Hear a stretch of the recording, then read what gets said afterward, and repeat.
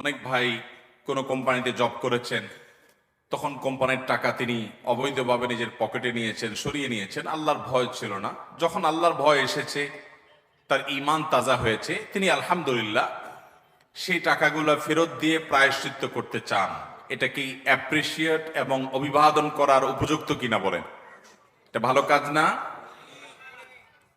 মনে রাখবেন, একটা সমাজ সবচেয়ে সভ্য এবং ভালো সমাজে পরিণত হবে তখন যখন সমাজে মানুষ আল্লাহ ভীরু হবে, যখন মানুষের মধ্যে কি থাকবে? আল্লাহর ভয়।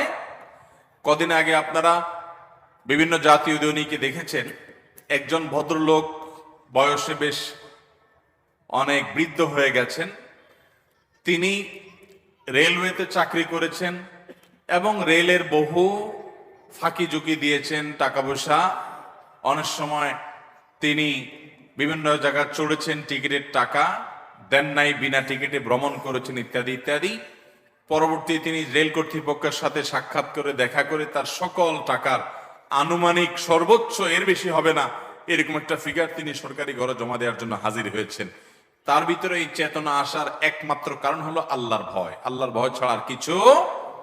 অতএব যদি কারোর এরকম বোধোদয় হয়, সে সৌভাগ্যবান যে মৃত্যুর আগে আগে সে নিজেকে শুধরাবার সুযোগ পেয়েছে, আলহামদুলিল্লাহ।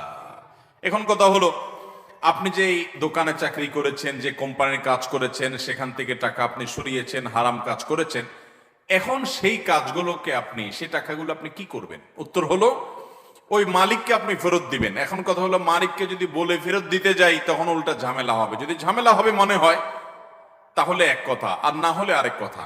অনেক লোক আছে, তাকে এটা বলে দিলে সে বরং আরো খুশি হবে, বরং সে আপনার থেকে হয়তো নিবেও না, ঠিক আছে তোমার ভিতরে বোধোদয় আসছে, আমি তোমাকে মাফ করলাম।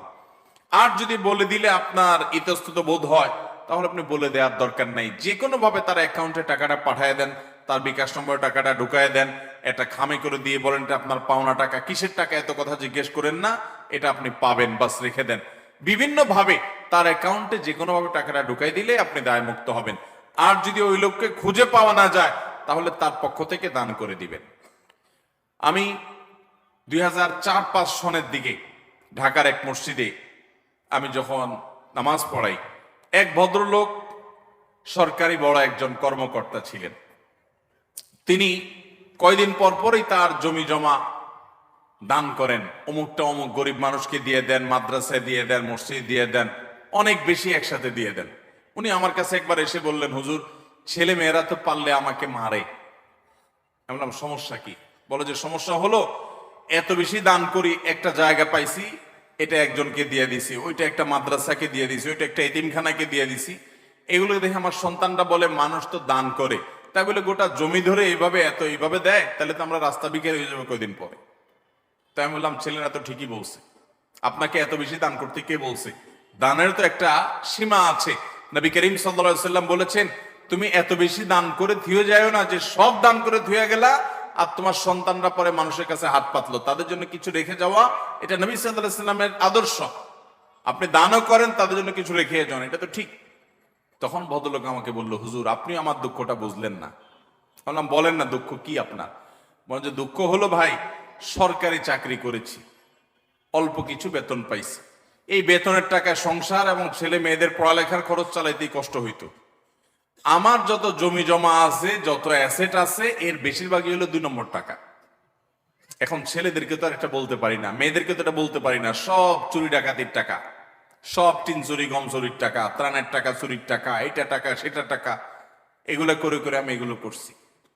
এখন যখন আমার মধ্যে এই বোধ জাগ্রত হয়েছে যে এটা আমার জন্য হারাম এবং আল্লাহর কাছে আমার এর জন্য জবাবদিহি করতে হবে, সেজন্য আমি প্রায়শ্চিত্ত করতে চাই।